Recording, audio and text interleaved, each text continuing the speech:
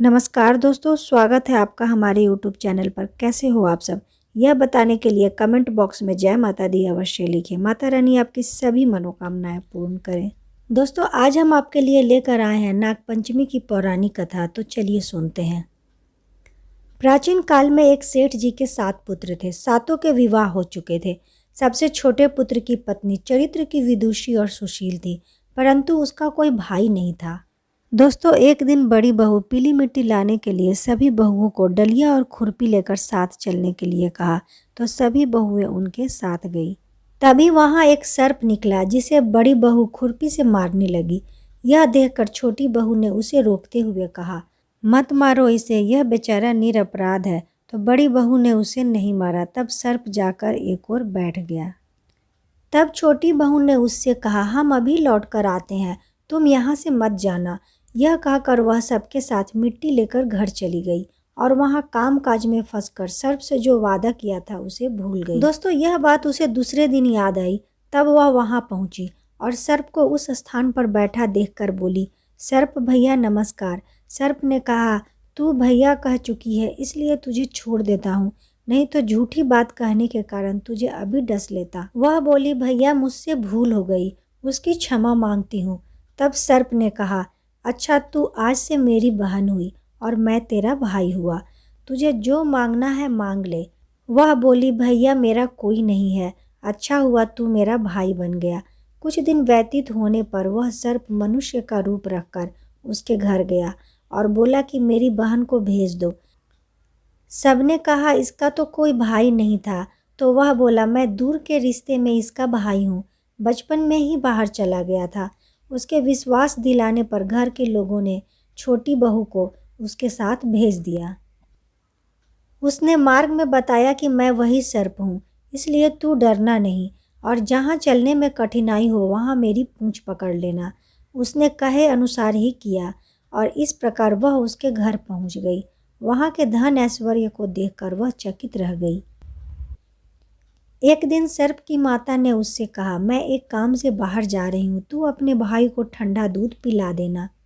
उसे यह बात ध्यान न रही और उसे गर्म दूध पिला दिया। इससे सर्प का मुंह जल गया। यह देखकर सर्प की माता बहुत क्रोधित हुई, परंतु सर्प के समझाने पर शांत हो गई। तब सर्प ने कहा कि बहन को अब उसके घर भेज देना चाहिए। तब सर्प और उसके पिता ने उसे बहुत सारा सोना चांदी जवाहरात वस्त्र आभूषण देकर उसके घर पहुंचा दिया। इतना सारा धन देखकर बड़ी बहू ने ईर्ष्या से कहा, भाई तो बड़ा धनवान है, तुझे तो उससे और भी धन लाना चाहिए। सर्प ने यह वचन सुना तो सब वस्तुएं सोने की लाकर दे दी। यह देखकर बड़ी बहू ने कहा, इन्हें झाड़ने के लिए झाड़ू भी सोने की ही होनी चाहिए। तब सर्प ने झाड़ू भी सोने की लाकर दे दी। सर्प ने छोटी बहू को हीरो मणियों का एक अद्भुत हार दिया था। उसकी प्रशंसा उस देश की रानी ने भी सुनी और वह राजा से बोली कि सेठ की छोटी बहू का हार यहाँ आना चाहिए। राजा ने मंत्री को हुक्म दिया कि उससे वह हार लेकर शीघ्र उपस्थित हो।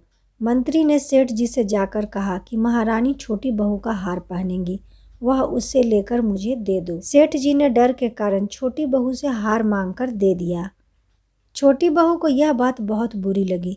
उसने अपने सर्प भाई को याद किया और आने पर प्रार्थना की, भैया रानी ने हार छीन लिया है, तुम कुछ ऐसा करो कि जब वह हार उसके गले में रहे तब तक के लिए सर्प बन जाए और जब वह मुझे लौटा दे तब वह हीरो और मणियों का हो जाए।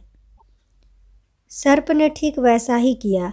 जैसे ही रानी ने हार पहना वैसे ही वह सर्प बन गया। यह देखकर रानी चीख पड़ी और रोने लगी। यह देखकर राजा ने सेठ के पास खबर भेजी कि छोटी बहू को तुरंत भेजो। सेठ जी डर गए कि राजा न जाने क्या करेगा। वे छोटी बहू को साथ लेकर उपस्थित हुए। राजा ने छोटी बहू से पूछा, तूने क्या जादू किया है, मैं तुझे दंड दूंगा। छोटी बहू बोली, राजन क्षमा कीजिए, यह हार ही ऐसा है कि मेरे गले में हीरो और मणियों का रहता है और दूसरे के गले में सर्प बन जाता है। यह सुनकर राजा ने वह सर्प बना हार उसे देकर कहा, अभी पहन कर दिखाओ। छोटी बहू ने जैसे ही उसे पहना वैसे ही हीरो मणियों का हो गया। यह देखकर राजा को उसकी बात का विश्वास हो गया और उसने प्रसन्न होकर उसे बहुत सी मुद्राएं पुरस्कार में दी। इसके बाद छोटी बहू अपने घर लौट गई।